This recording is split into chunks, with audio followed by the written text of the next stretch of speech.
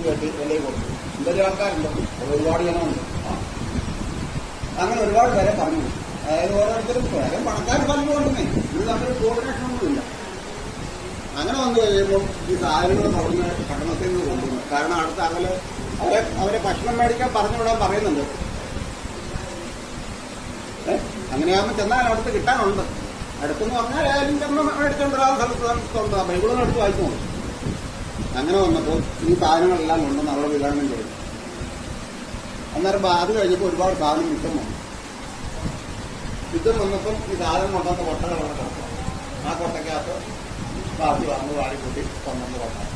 പിന്നെ കൊട്ടകൾ ധാരാളം ഉണ്ട്. പിന്നെ അവിടെ അങ്ങനെയുള്ള കൊട്ടകളാണ്.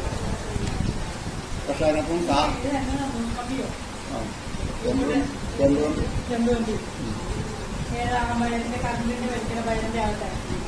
അതിന്റെ ട്രാൻസ്ഫോർമേഷൻ്റെ ഒക്കെ അതായത് കളർ വ്യത്യാസം ഇൻസുലേറ്റഡ് ഒക്കെയുള്ള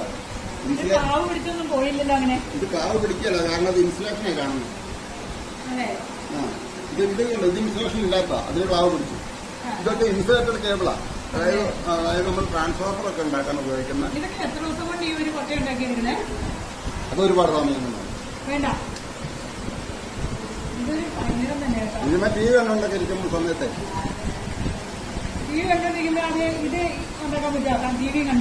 പിന്നെ ടി വി കാണുമ്പോൾ നമ്മൾ സിനിമയെ കാണുമ്പോൾ പറഞ്ഞാൽ നമുക്ക് എന്നത്തെ സംഭാഷണമൊക്കെ നമുക്ക് കേട്ടാൽ മതിയല്ലോ.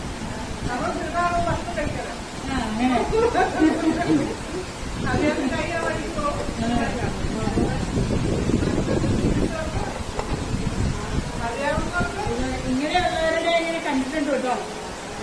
ഇത്രയൊന്നും ഉണ്ടാക്കിയില്ല, കുറച്ചൊക്കെ ഉണ്ടാക്കിയിട്ടുള്ളവരെ കണ്ടിട്ടില്ലേ? അതെ.